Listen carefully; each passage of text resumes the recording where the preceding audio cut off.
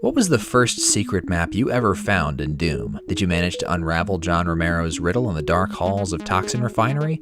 Or stumble through a fiery portal in Sandy Peterson's command center? Perhaps you gambled with a rocket jump in Mount Erebus, or went back in time through the secret passage in Doom 2's Industrial Zone. Maybe you're like me, and your first Doom was Final Doom. In that case, you may have spent an afternoon solving the Rubik's Cube that is Dead Zone only to be stymied by a disappearing yellow key, or taken a detour from the Twilight to the two hardest maps the Casale brothers had ready for you. Or maybe you just warped directly to map 31 from the Doom 95 launcher, and that's okay too. Doom's level-based structure is more closely aligned with classic arcade games than the more continuous paradigm we see in mainstream modern video games. Nowadays, secret levels are much less common than systems of unlockable cosmetics, gear, lore, and Easter eggs. Even Doom's 2016 and Eternal preferred showering the player with collectible LPs and Funko Pop over proper secret maps, although both games nodded to the concept. 2016 had classic level cameos, and Eternal had Slayer gates. For its part, the classic Doom modding scene has done plenty of evolving in the last 30 years, but its approach to packaging secret maps has stayed mostly the same. Doom 1 episodes always offer branching paths in E1M3, E2M5, E3M6, and E4M2, and 99% of Doom 2 Map 15s contain 2 exits as well. Doom 1 episodes and Doom 2 Megawads are all but expected to contain secret maps. It's one of the most prevalent and consistent practices across the whole history of WAD making. What fascinates me is how the Doom community took 10 maps, Military Base, Fortress of Mystery, Warrens, Wolfenstein, Gross, Fear, Pharaoh, Caribbean, Cyberden, and Go To It, and made traditions out of them. In this video, I'm going to talk about popular approaches to secret mapping as they relate to the bonus iWAD maps, and offer examples for discussion. Since we'll be looking at secret content, spoilers are inevitable, but most of the WADs I'll be referencing are pushing 10 years old, and I won't go into enough detail to rob you of a fresh first experience with any of these maps. I'm hoping that sharing my findings from 4 years of ardent dooming will inspire players to look a little harder for secret exits, and embolden mappers to pursue their more off-the-wall ideas. So let's go to it. Sometimes the way a secret map is hidden is more exciting than the map itself. As secret stages go, E1M9 Military Base is pretty humdrum. It's got a rockin' soundtrack and a lot of barrels to blow up, but it doesn't offer very much to knee-deep in the dead besides the novelty of being unexpectedly discoverable. Luckily, E1M3 Toxin Refinery makes for a taut and very memorable preamble to it. Sharp-eared players will hear 2 secret walls open up in this room. One of them houses Doom's first rocket launcher, but wait, there's more. Clamber through this sewer pipe, smack the switch at the end of the tunnel, and you've just raised a bridge in the starting room to a mysterious new area. It's an intuitive lesson in treasure hunting and a blueprint for future mappers. Romero's Secret Within a Secret teaches you to use all of your senses, incentivizes venturing into dangerous areas for a long-term payoff, and rewards your curiosity with the one thing better than power-ups or new gear, the thrill of discovery. I should acknowledge that secret exit hunting in Doom can sometimes be maddening to the point where it cancels out the pleasure of uncovering new maps to play. Take E4M2 Perfect Hatred's secret exit, for example. Thy Flesh Consumed is all about pushing Doom's fundamental gameplay elements to their extremes, but Romero asks you to take a leap of faith into lava after teleporting into this cyber pen to unlock E4M9. Is it a bit much? Probably, but hey, it's more fun than anything you'll find in Fear. Some secret levels are so hidden it seems like their creators never wanted them to be found. Hell Revealed Map 31 will forever elude non-cheaters unless they decipher WAD co-creator Jonathan Donner's info pack hint. Take a shot in the dark at the start of Map 15 and find 2 other switches to lower the barriers between you and the secret exit. In fairness to Donner, PWAD designers have little choice but to compensate creatively for their lack of control over where they can feasibly place secret exits. Doom 2 WADs are hard-coded to return players to map 16 from secret levels, which essentially forces mappers to put the secret exit in map 15 unless they're okay with skipping levels in between, or worse, making the player replay maps. Same goes for Doom 1. Map 9s forcibly return the player to predetermined slots unless you're mapping for an advanced source port or working with UMapInfo, which is complete witchcraft to me. 2 notable megawads that managed to subvert this restriction are Struggle and Teresian Legacy, which makes traversal of maps 31 and 32 mandatory as part of an intergalactic excursion between maps 15 and 16, and No End in Sight, which cleverly repurposes its 3rd episode to have 2 secret maps instead of 1. Leaving E3M4 through the so-called regular exit actually sends the player to map 9 and then map 7, skipping maps 5 and 6, which have been tooled up for players seeking a serious challenge. Some secret maps are impossible to access without cheating. These map 33s, typically outtakes or Xbox exclusive maps that nobody should ever play, take the unutilized extra map slots that live in Doom's code and use them to store levels that can't be reached unless you id clev. Some notable map 33s include Plutonia 2's Chocolate, which wasn't even listed in the text file and must have been found either by accident or by word of mouth back in 2008, Speed of Doom's Descent to Nowhere, and Good Morning Phobos' Skulls facility. Unlike its brother iWads, the Plutonia experiment doesn't hide its secret maps very carefully at all. Not only that, you're locked into playing both of them once you hit the secret quantum accelerator. The story text famously warns the player that they better have a save a level or two previous in case they can't hack the difficulty hike. Megawads rarely give players access to secret maps for free, and even more rarely sign them up for twofers, so it's worth pointing out that the Casale brothers' approach to secret map access is still relatively unconventional. Luckily for us, the lukewarm E1M9 and E4M9 are the exceptions rather than the rule when it comes to being outshined by how they're hidden. Romero wrote the book on secret hiding, but Sandy Peterson wrote the Necronomicon on their design. E2M9 and E3M9 set the precedent that secret Doom maps are expected to do something different. Of course, Peterson didn't invent video game gimmicks, nor did he put his best ideas into his secret maps for Shores of Hell and Inferno, but the way he built maps around particular quirks percolated through Doom modding's entire history. Today, gimmickry is strongly encouraged, if not expected, in secret maps. Fortress of Mystery introduced players to the joy of monster infighting by under-equipping them for a big battle with two of Doom's nastiest non-boss monsters, and Warren's pranked the player with a copycat of E3M1 that turns into a much more difficult, inverted version of itself when you walk over the fake exit. Peterson's willingness to experiment and buck player expectations agrees with the retro arcade game definition of secret stages, especially Warren's, with its higher difficulty and you did it going forwards, now do it backwards premise. Gimmick maps were a staple of classic Megawads in the 90s and early aughts. Prestidigitation from Icarus Alien Vanguard gleefully exploits Doom's engine to make structures appear and disappear, and also showcased a favorite trick of Team TNT's, the deep water effect. Alien Vendetta's Killer Colors is one of the simplest and most endearing of all gimmick maps. Its 3 realms are color coordinated down to their demon inhabitants, and the map culminates in a massive battle that gives you an invulnerability, which turns the screen white, combining all the colors. Scythe 2's secret maps are as gimmicky as they come, and very self-aware of their optional status. Simply titled Secret, Map 31 pits the player against 8 super fast doppelgangers deathmatch style. Those red buggers make catching the super secret exit notoriously difficult. As if to prove Sandy Peterson's significance to secret mapping, Map 32 Super Secret is Warren's Eric Alm edition, a remake of Scythe Map 1 that unleashes hell when the player hits the supposed exit switch. We'd be here all day if I tried to list every gimmicky secret map in existence, but it's worth mentioning some more contemporary examples to illustrate how imaginative mappers have gotten with them. Quazar d'Agonie du Map 32 specially modified its reject table to make the player invisible to monsters while standing on the titular safe zones. Valiant Map 32 dehacked several new ghost monster varieties just to sell one spooky sequence. Cydonia Map 31 is constructed around mandatory archvile and rocket jumps, which means I've never actually completed it. And Abscission Map 32 intentionally forces an intercept overflow bug, triggering the normally game-breaking all ghosts effect, which disables collision for the player, all monsters, and projectiles. Gimmick maps tend to receive less respect than more formalist outings, but they're a concept tailor-made for secret slots. They're a change of pace, allow mappers to experiment, and reward intrepid Doom venturers with something memorable and new. 90s era id Software wasn't much for looking in the rearview mirror. In the span of about 6 years, the team cranked out 3 increasingly sophisticated engines on their way to reshaping the landscape of PC gaming. At some point between the release of Doom and Doom 2, they must have realized just how quickly they were progressing, because John Carmack suggested designing Wolfenstein 3D maps for Doom's sequel. The now seasoned mapping veteran Sandy Peterson acquiesced to the idea, and created a pair of levels that 1. Gently jabbed at Wolf's old art style, 2. Demonstrated Doom's technological superiority in the form of this legendary super secret that exposed height changes, animated textures, lighting, and non-orthogonal lines, and 3. Acknowledged to the fans that id knew where they came from and how much they had grown. Oh, and 4. Adrian Carmack finally got to give Commander Keen the finger. The Wolfenstein maps inaugurated a long tradition of referential, humorous, and non-sequitur-ish maps and community secret mapping. To start with, Doom 2 birthed the whole subgenre of wolf-themed Doom maps, with some notable Mein Leben appearing in Whispers of Satan,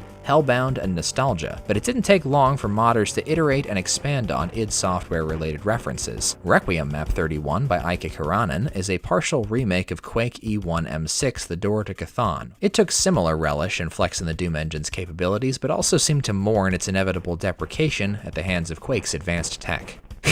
Yeah, right. Doom 2 the way it did secret maps explode Commander Keen's supporting role into a fully fledged adventure called Vorticon. It's chock full of custom textures and trades Pinkies and SS Troopers for Yorps and Gargs. Map 32 goes even further, pushing you down the well of wishes for a terrifying 1v1 with that king of FPS references, the Dopefish. A symptom of including wolf graphics and SS Troopers in Doom 2's game files was people feeling the need to use them. Let's face it, these silly fat-headed Schustoffels don't have a prayer of blending in with Doom's standard assets, and their SFX are way too goofy to take seriously. As such, the SS bring an improbable levity to most of the maps they belong to. Gross is particularly irreverent, with its surplus of secrets, zany cyber demon boss fight, and hanged Keens blocking the exit. Given id's implicit permission, it stands to reason that the community would want to crack jokes of their own in slot 31 and 32, but there's no accounting for taste or consistent methodology where this is concerned. Whispers of Satan Map 32's super secret cyber demon sex dungeon is one of the most shameful examples of a Doom WAD abandoning decorum for the lols, but the Anna Dream from the 10x10 project might be the steepest drop in quality, intentional or otherwise, from a WAD's regular roster to its secret slots. Going Down and 3 as a crowd use story text to humorously contextualize their secret maps. Moldy gives us a transcript of Doom Guy losing signal during a cell phone conversation with his mother to justify the trip back up this emergency stairwell in Going Down Map 31, and Cypec 2 uses his 31 slot as a sort of cutscene. Check it out.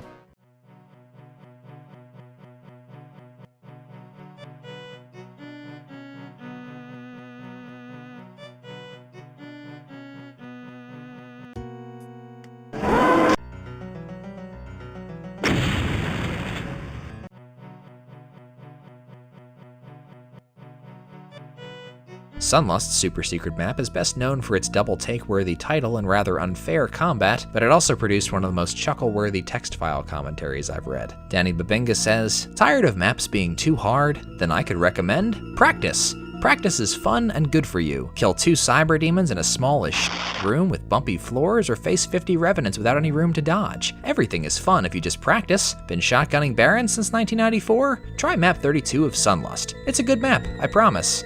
Best map ever, Doom Guy. 0 out of 5. Won't play again.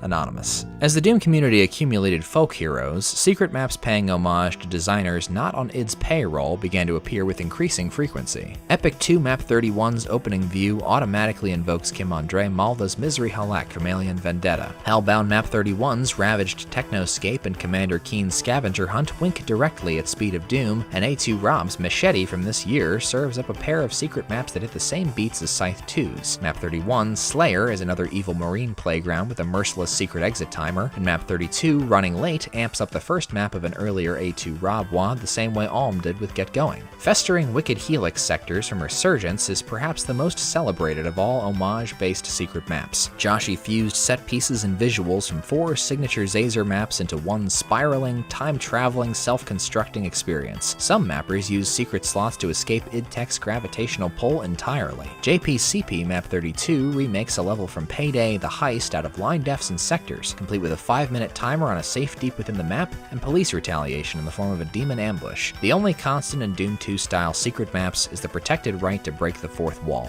As such, mappers will always be excused for using their 31 and 32 slots as wind downs, gags, and tips of their caps.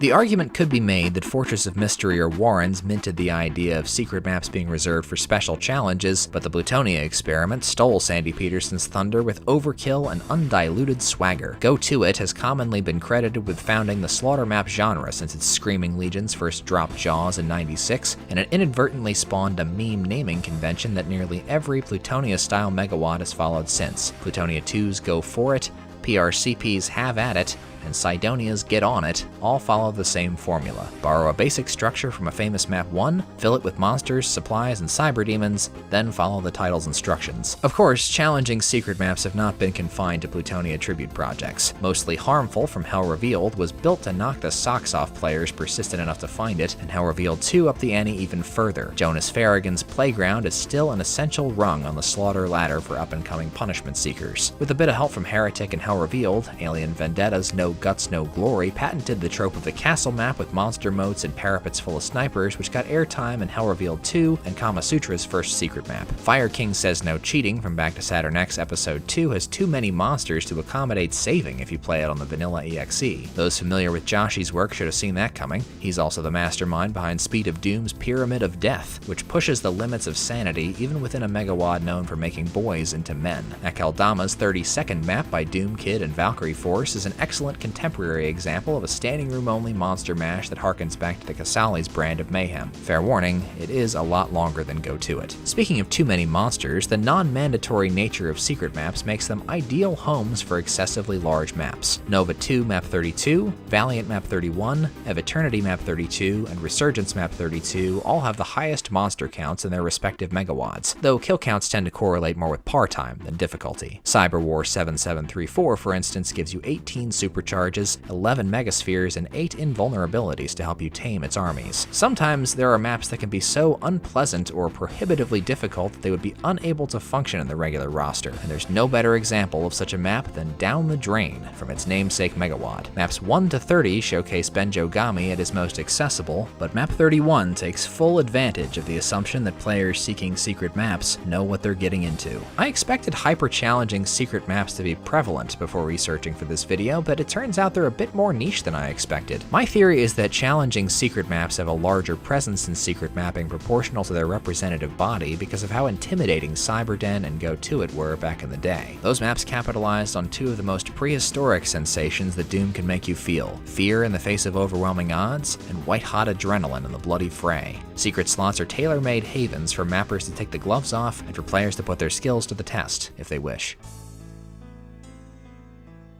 TNT Evolution is the black sheep of the four IWADs. It can't compete with Dooms 1 and 2 for classic status and lacks the popularity among challenge seekers that Plutonia enjoys, but it does have a soundtrack of mostly bespoke MIDIs, which lends an eerie, ineffable feel to many of its maps. This has unofficially earned Evolution the mantle of the most atmospheric or cinematic IWAD. The contrarian TNT also fails to adhere to the secret map design principles we've already discussed. Dario Casali's Pharaoh and Caribbean aren't in-jokes, they're not tremendously difficult or especially well hidden, and I hesitate to call them gimmicks except insofar as their settings are radically different from what you see in the regular roster. Pharaoh is one of the earliest in a long line of Egypt-themed Doom maps, and Caribbean is Casali's rough-hewn rendering of a vacation spot he visited around the time of Evolution's development. Both maps feel thematically out of place, and their hostility simmers but never quite boils over. They make you feel like you've stumbled into a place you don't belong in. TNT has fewer send-ups of its secret maps than the other IWADs do. Anubis from TNT Revolution and Power Slave from Nostalgia are two exceptions, if you believe Pharaoh deserves an inspiration co-credit for every Egypt map ever made, but I've yet to see Caribbean too. So what's the deal?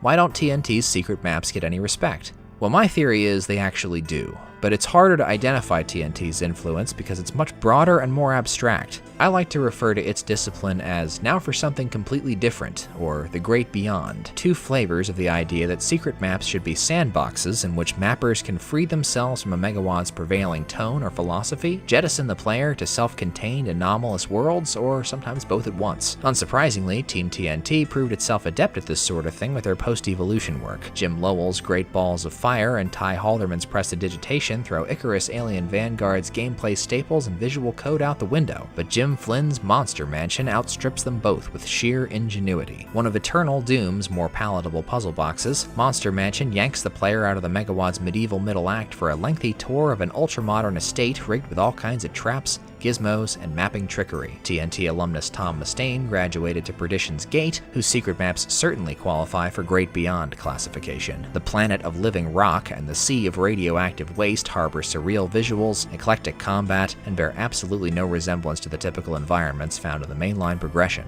You might be sitting here wondering why TNT deserves the masthead for such a vague, intersectional, and potentially huge category of secret mapping, so let me define their sphere of influence a bit more clearly. Pharaoh's ancient presence and sense of foreboding are its two most prominent attributes. Most people will remember three things about it: the Egypt theme, LA Sieben's somber MIDI, and the tug of discomfort they felt walking around dark and empty areas in silence. Caribbean is much the same, except more overtly sinister. The Archvile sewer traps, monster closets, and overwhelming ending all bludgeon the player who blithely expects a vacation after skipping the story text. TNT Evolution patented the dread of the unknown in secret maps. Full stop. The hard rock of Doom's secret stages, lightheartedness of Doom 2's, and aggression of Plutonia's cannot compete with TNT's mastery of the strange. 666 in binary from Speed of Doom epitomizes precisely the weirdness I'm talking about. It's a hopeless dystopian battleground that revels in ironic contrast between its lifeless formations and furious action, between the open field slaughter and restricted weapon and monster varieties, between the menace of its visuals and the soaring beauty of its MIDI, between its grim violence and whimsical Commander Keen's search and find. 101-001-1010 brims with existential angst, and only Darkwave's combat brilliance and Stewboy's MIDI keep it from burning a hole in your stomach. I lied before. Good Morning Phobos Map 31 by Sin City 2100 might as well be Caribbean 2, giving you a false sense of security for a little longer than Casali did before pulling back the curtain on the horror. Chopkinska's Sodding Death from Community Chest 2 is a powerhouse of suspense that, even within a community project, distances itself from the more straightforward entries with a slow burn progression, penetrating darkness, and minimalist MIDI. Rufy's secret map from 180 minutes pour vivre creates a similar environmental discomfort with endlessly respawning shadow monsters seemingly fueled by the same evil that sustains this broken dream. Both of Nova the Birth secret maps command a similar uncanniness. You know you're not in Kansas anymore when you wake up in Dobu Gabumaru's Iron Exuviae, which won't let you fight a single monster until you solve its riddles. Its up-tempo sing-song MIDI clashes with the claustrophobia endemic to being trapped in a giant Lovecraft furnace, and the atmosphere complements Dobu's angular gameplay with just the right amount of wrong. Then you get Getsu Fune's Riptide, which initially seems cheerier and more innocent. Look at that seaweed. But the near total lack of ammo, health, and weaponry makes it arguably less accessible than Iron Exuviae. Such stubborn outliers would never have worked in a main roster, even one as unorthodox as Nova's. Of course, this is not the only approach that people take with their off-brand secret maps. A more prosaic example of something completely different would be Imperator and Anagnorisis from Eviternity, which are the only two maps that don't adhere to a predefined visual motif. The same can be said for the secret maps in any episodic Megawad. Scythe 2, Valiant, the 1000 Lines community projects, Atonement, Resurgence, and Ancient Aliens all qualify. Speaking of which, one of the quintessential examples of a non-gimmick, something completely different style map that not coincidentally whisks the player off to a literally alien place is Stewboy's Grey Dwarf. Its mysterious vibes, rampant optional areas, and incongruity with Skillsaw's gameplay ethos make it an acquired taste for most, but a hidden gem for many. It's the kind of map that, to me, makes this category of secret maps the most appealing. Going into map 31, I don't want to be able to guess what's going to happen next. Some of you will automatically understand the appeal of these kinds of maps. When a game can untether us from reality, lead us through a twisted or unfathomable place, and then bring us back home, it makes home cozier and leaves us with tantalizing memories. I mostly associate this phenomenon with movies, but if Doom couldn't replicate and sometimes exceed cinema's capacity to explore the outer reaches of human imagination, I wouldn't still be playing it. Let's put it all together now.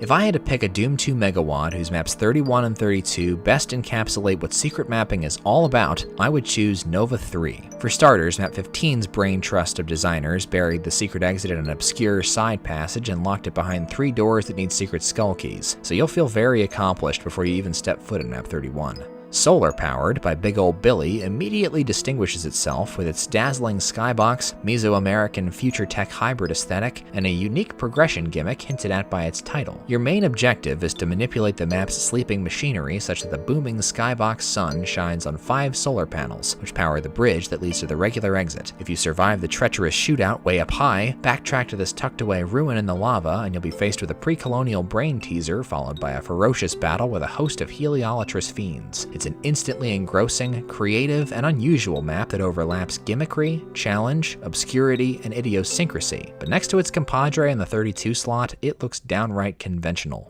Behold, Fire Blue Palace, the ultimate secret map.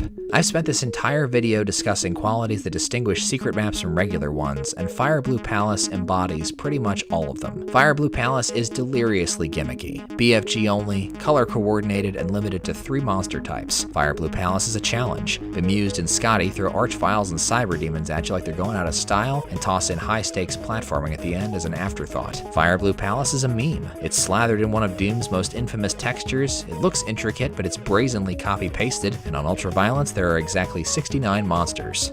Nice. Fire Blue Palace is something completely different and dwells in the outer reaches of the Great Beyond. It's not just anomalous in Nova 3, even compared to other Voidscape maps, it's unusually jaunty, irreverent, and self-conscious, almost like a parody of the genre. In spite of this, I can't help but be fascinated by its psychedelic dream world. It so enthralled me on first encounter that even its terrible Z-Doom performance couldn't bum me out or turn me off it. I love this map, chintz and all, because it could only exist as a special find in a video game, and it gives me that tingly, primeval feeling of I'm not supposed to be here. That, to me, is what secret maps are all about.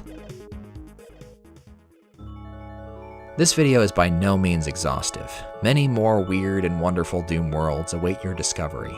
Mappers, if you're sitting on a wacky idea, allow me to be your starting gun today. Don't keep your creativity to yourself, I promise. Right now, someone, somewhere, is eagerly awaiting your imagination. Before I go, I'd like to extend a special thanks to my generous patrons. Aaron Allen, Agile Jackson, Agu XYZ, Alephany, Alex Topfer, Artisan Talzar, Bo Higginbotham, Beatbeard, Ben Barrett, Big Psy and his trusty Glock, Birdburn, Blexor, Blind as a Mat, Builder Sith, Bitefire, Kappa Bitch, Captain Wave, Cheese Wheel, Christophine Place, Cram Salesman, Cutman Mike, Damo, Dan, Dario Romero, Delirium, Doot Yourself, Dorothy Miller, Eggboy, Emeljan, Emma Essex, Felix Wilson, Folkstorm, Francis T218, Glenn Marmon, Griffin Upchurch, Hexelix, Hot Tomato, Hyaksho, In Captivity, Jeff Hibbert, Jeff Sharilla, John Averick, Jose Ballestero, Josh Ballard, Jude, Just Some Schmuck, Just Great 98, Killplane, Quan, Large Cat, Lexi Max, Logan Lazalda, Lucrenth, Lumnal, Mancubian Candidate, Maniac, Mark Rowland, Master Drew 117, Matthew Gower, McJimbles, Michael Akins, Miracle Water, Mixer, Moko Mothman MM47, Mozicon, Mr. Bob Cyndaquil, Myolden, Nafferty, Neurometry, Nick XCOM, Knights 108, Number 26, Not Obelisk, NX Avery, Omnibot, Painful Hill 72, Pengarzan, Pezavang Jaj, Phantom Puff, Philip Coffey, Pyro She, Quibs, Red Doomed Earth, Reese Anderson, Richard Fry, Roadworks, Robbie Lyons, Sega Monkey, Sean Grant, Sid Menon, Sir Lethbridge Doomer, Small Venom, Snacker Fork, Some Spoony Bard, Spinner 8, Stonemason,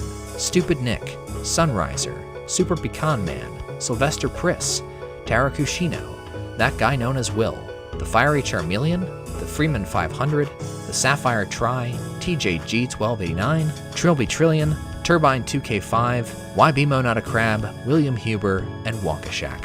Happy dooming, everyone. This is Mount Pain 27, signing off.